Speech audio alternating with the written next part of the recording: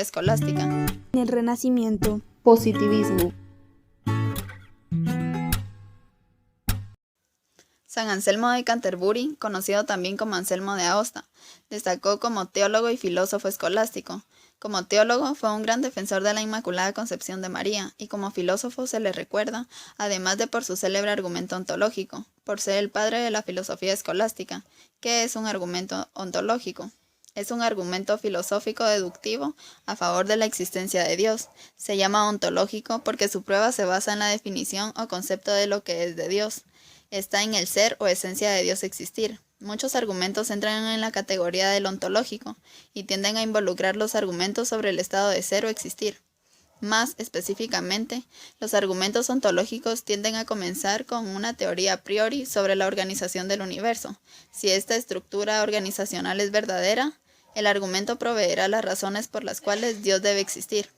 Anselmo definió a Dios como aquel del que nada más puede ser pensado, y argumentó que este ser debe existir en la mente, incluso en la mente de las personas que niegan su existencia. Sugirió que si el mayor ser posible existe en la mente, también debe existir en la realidad. Si solo existe en la mente, entonces un ser mayor debe ser posible, uno que existe tanto en la mente como en la realidad. Por lo tanto, este ser más grande posible debe existir en la realidad. El filósofo francés René Descartes descubrió un argumento similar. Descartes publicó variaciones de su argumento, cada una de las cuales se centraba en la idea de que la existencia de Dios es inmediatamente deducible de una idea clara y distinta, de un ser supremamente perfecto. Desde su propuesta, pocas ideas filosóficas han generado tanto interés y discusión como el argumento ontológico. Casi todas las grandes mentes de la filosofía occidental han encontrado el argumento digno de una atención y se han desarrollado una serie de críticas y objeciones. La prueba anselmiana sobre la existencia de Dios fue bastante defendida por la gran parte de los filósofos de la escolástica. Entre sus defensores estaban Alberto Magno, Enrique de Gante y entre otros. Las formulaciones más destacadas son las de Buenaventura de Fidanza y la de Duns Scoto.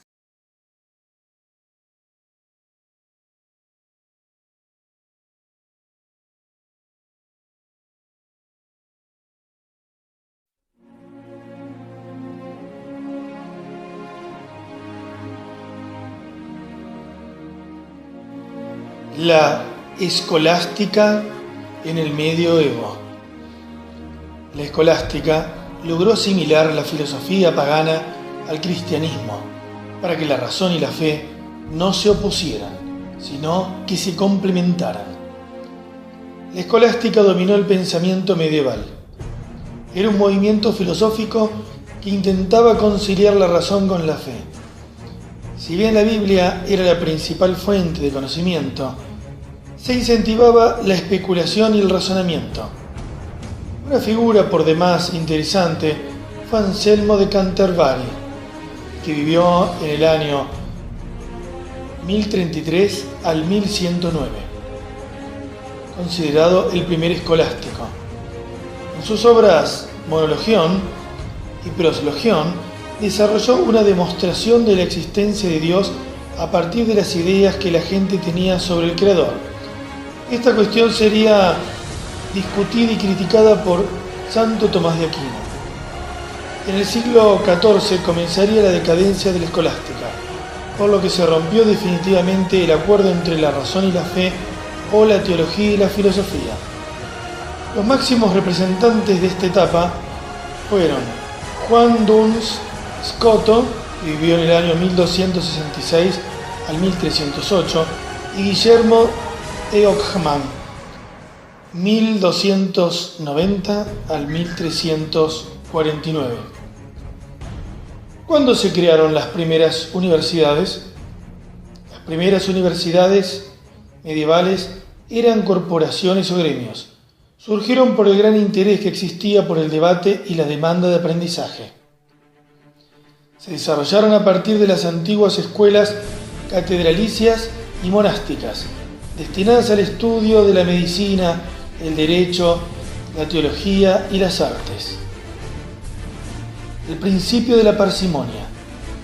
Este era un principio filosófico cuya autoría se adjudicó al fraile franciscano inglés Guillermo de Ockham, postulaba que cuando dos teorías tienen la misma consecuencia, debe preferirse la teoría más simple a la más compleja.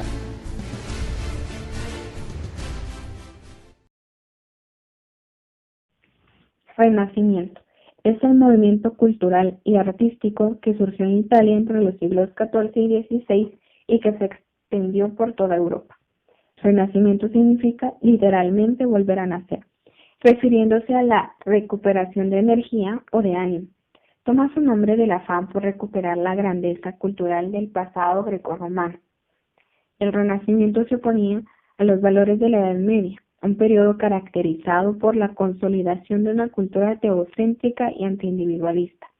Los renacentistas lucharon por rescatar los valores y prácticas de la antigüedad clásica y promover el antropocentrismo. El Renacimiento ayudó al desenvolvimiento del comercio y a la formación de una economía calificada como protocapitalista. Se impulsó la investigación científica y es aquí donde se da el apogeo de las universidades.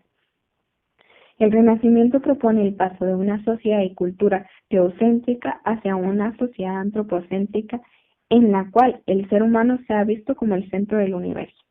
Los sectores civiles de la sociedad fueron ganando mayor influencia política, económica y especialmente cultural con respecto al poder atribuido hasta entonces a la clase clerical. El Renacimiento creó el ideal del hombre múltiple y docto que debía conocer sobre todas las materias. Los renacentistas estaban convencidos de que todo puede ser explicado a través de la razón y la ciencia, racionalismo y cientificismo. Destacan científicos como Nicolás Copérnico, Galileo Galilei y el mismo Leonardo da Vinci. Surge aquí el humanismo antropocéntrico, una doctrina filosófica que consiste en la valoración del hombre y la búsqueda de su bien. El humanismo antropocéntrico consistía en la valoración del ser humano como individuo y sujeto. Se retoman los valores de la antigüedad clásica desarrollando el mecenazgo, una forma de patrocinio de la producción artística o científica. Los artistas del Renacimiento investigaron y reinterpretaron los valores plásticos del arte grecorromano, lo que les permitió aplicarlos no solo a las técnicas ya conocidas, sino a las nuevas técnicas y soportes de su tiempo, motivo por el cual la pintura destacó particularmente. El arte renacentista se caracterizó por la percepción del arte como objeto y forma de conocimiento, el estudio de la anatomía humana, el naturalismo, el equilibrio, la aparición del claroscuro, la aparición del género del retrato en pintura y la aparición de la pintura al óleo sobre lienzo, entre otros. Destacan artistas como Leonardo da Vinci, Miguel Ángel Buonarroti y Donato de Angelo, entre otros. La literatura renacentista, en sus obras, busca la sencillez, la claridad y la naturalidad. Surgieron grandes genios de la literatura como el inglés William Shakespeare, considerado uno de los mayores dramaturgos de todos los tiempos. Así pues, el Renacimiento no fue solo un cambio en la estética artística, sino un cambio en la mentalidad de las personas. La filosofía en el Renacimiento. ¿Qué fue el Renacimiento? El Renacimiento fue una etapa brillante y renovadora que atravesó la cultura, el arte y las letras europeas. Fue un movimiento cultural europeo que llegó a su apogeo en España en el siglo XVI. Produjo un esplendor en las artes y ciencias nunca igualado, lo que hoy conocemos como el Siglo de Oro. Este se caracterizó por un renovado interés en el mundo grecolatino y por el humanismo predominó el antropocentrismo, el optimismo, la curiosidad científica, la confianza en la razón y la exaltación de la naturaleza de este mundo. El Renacimiento tuvo su época de liberación de espíritu, la iniciación de una ciencia nueva, el comienzo de una filosofía social y por último la renovación del pensamiento antiguo. Este movimiento, que comenzó en Italia y se expandió por toda Europa a partir del siglo XV, impulsó un renovado interés en el saber y los valores clásicos. Inspirados en las antiguas culturas de Grecia y Roma, los artistas del Renacimiento crearon sus obras basadas en la observación del mundo visible, aplicando en sus pinturas y en sus esculturas los principios matemáticos de equilibrio, armonía y perspectiva. El Renacimiento filosófico fue la filosofía que se desarrolló en Europa del siglo XIV hasta el siglo XVI. Es una época de transición entre la Edad Media y la Edad Moderna. Renacimiento es la reactivación del conocimiento y el progreso tras siglos de predominio de un tipo de mentalidad dogmática establecida en la Europa de la Edad Media. Es el fruto de la difusión de las ideas del humanismo que determinaron una nueva concepción del hombre y del mundo. Características que propiciaron el Renacimiento. Número 1. El hombre busca la verdad. Número 2. Siente curiosidad por todo. Número 3. Pone su fe en la razón y desarrolla el conocimiento. Número 4. Ya no cree que Dios será la respuesta de todo. Número 5. Empieza a investigar apoyándose en la ciencia. Número 6. Este periodo filosófico es principalmente crítico. Se cuestiona el dogma predominante como fundamento de la filosofía. Número 7. Se abandona el teocentrismo y se opta por el antropocentrismo. Y número 8. Entonces el hombre se aleja de Dios para fijarse en sí mismo, valorando la vida política. En el origen del pensamiento filosófico y científico, el Renacimiento se encuentra en 3 aportes fundamentales. Número 1. La idea del microcosmos, el alma como arquetipo del universo. Esto fue concebido por Paracelso. Número 2. El concepto de la relatividad de los fenómenos debido a Copérnico. Número 3. La idea de lo infinito o limitado enunciada por Nicolás de Cusa. El pensamiento mágico. Es una época en la que se considera que el filosofar es una actividad mágica. Fundamentalmente tiene que ver con una visión espiritual y mágica del cosmos. La filosofía renacentista estuvo marcada en su origen por el declive de la teología en un mundo abocado a la modernidad, que sin renunciar aún a la religión, la circunscribe al ámbito espiritual y personal del individuo. La nueva forma de afrontar los problemas del ser humano será racionalismo, el uso de la razón, aplicada a la sociedad y a la naturaleza. El renacentismo. También se le conoce como filosofía del renacentismo. Esta filosofía nació principalmente entre los siglos XV y XVI, teniendo sus inicios en Italia y avanzando hacia el resto de Europa.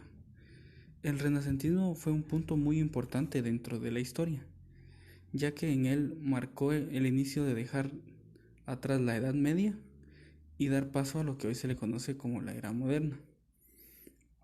Este fue un punto muy importante que marcó en todos los órdenes de la vida, y no fue solo un movimiento artístico como muchas personas creen.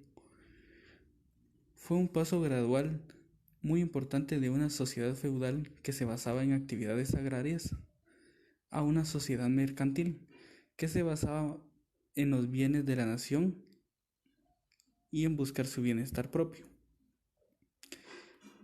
En el renacentismo surgieron varias características, y una de ellas fue que se tomó como figura central al hombre tal como ser, es decir, que en la Edad Media se tomaba que Dios tenía el poder de todo y todo giraba alrededor de él, y solo él decidía cuándo y cómo se harían las cosas. El Renacimiento también tuvo escritores muy importantes, tales fueron como Petrarca, William Shakespeare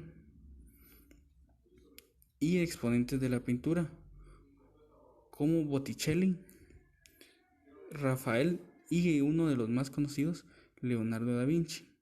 Cabe resaltar que en el Renacimiento nacieron los primeros aportes para las ciencias que hoy se conoce como química, física, biología, anatomía y muchas más.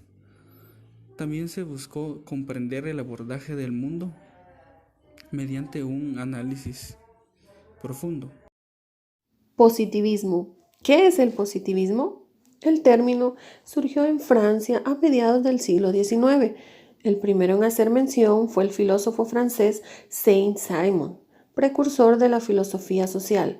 No obstante, el sociólogo Augusto Comte, 1978-1857, quien popularizó dicha corriente, junto con John Stuart Mill, 1806-1873, ambos se basaban en la idea de que todo conocimiento o actividad filosófica o científica debía partir de hechos reales y posibles de comprobar. Así, el positivismo es una corriente filosófica que afirma que todo conocimiento deriva de alguna manera de la experiencia por medio del método científico. Por tanto, rechaza cualquier conocimiento previo a la experiencia. Quiere decir que estudia la naturaleza, el origen y la validez del conocimiento. El positivismo tiene su raíz en el iluminismo, por lo tanto es una conjugación con el empirismo. El iluminismo fue un movimiento con el objetivo de crear conciencia por la propia razón, que llevaría a la confianza, libertad, dignidad, autonomía y felicidad del hombre.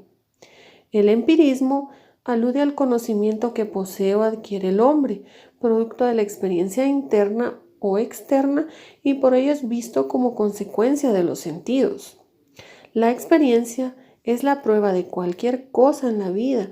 Mientras más aprendemos, más conocimientos adquirimos y nos convertimos en expertos. Las experiencias pueden ser religiosas, laborales, profesionales y de vida. La idea clave del positivismo comtiano es la ley de los 3 estados evolutivos del ser humano. El estado teológico, donde el ser humano busca la explicación para la realidad por medio de entes sobrenaturales. El estado metafísico, en el cual los dioses son sustituidos por entidades abstractas como el éter para explicar la realidad. El estado positivo de la humanidad, donde no se explica el porqué de las cosas, sino el cómo, a partir del dominio de las leyes de causa y efecto. Las características del positivismo son que rechaza todo lo que no haya sido comprobado, se basa en la experiencia. El método científico debe ser aplicado tanto en las investigaciones científicas como humanísticas. El conocimiento que se obtiene del positivismo debe ser objetivo. Las pruebas documentadas son lo más importante, no sus interpretaciones. Entonces, ¿cuál es el sentido del positivismo? Esta ciencia positiva es una disciplina de modestia y esta es su virtud. El saber positivo se atiene humildemente a las cosas, se queda ante ellas, sin intervenir, sin saltar por encima para lanzarse a falaces de juegos de ideas. Ya no pide causas, sino solo leyes. Y gracias a esta austeridad logra esas leyes y las posee con precisión y con certeza. El positivismo. Corriente del pensamiento de carácter filosófico que surgió en Europa durante el siglo XIX. Este fue precisado y popularizado por Augusto Comte, que se le considera padre del positivismo. El positivismo filosófico afirma que solo existe un método de conocimiento, y este es el método científico. Si una disciplina aspira a ser una ciencia, ésta ha de tener una base científica. Solo existe un único método para las distintas ciencias. Esto es lo que se conoce con el nombre de monismo metodológico. El método científico es aplicable también al individuo y a la sociedad, que a partir de ahora se entienden como objetos del conocimiento. El auge del positivismo se debe a la revolución industrial que cambia por completo el estilo de vida de Occidente. Los avances en el campo de la ciencia cambian los modos de producción, crecen las ciudades y alrededor de las mismas surge un entramado comercial que provoca un aumento de la riqueza. La ciencia ha conseguido mejorar la calidad de vida de los seres humanos y curar enfermedades. Por otro lado, esta es una época bastante pacífica. La idea de un progreso imparable es general y la sociedad está entusiasmada. Gracias a la ciencia sería posible encontrar las herramientas para dar respuestas a todos los problemas que preocupan a la humanidad. La ciencia encuentra ahora aplicaciones en el campo de la industria y será determinante en el nacimiento del libre mercado y en los cambios en los modos de producción.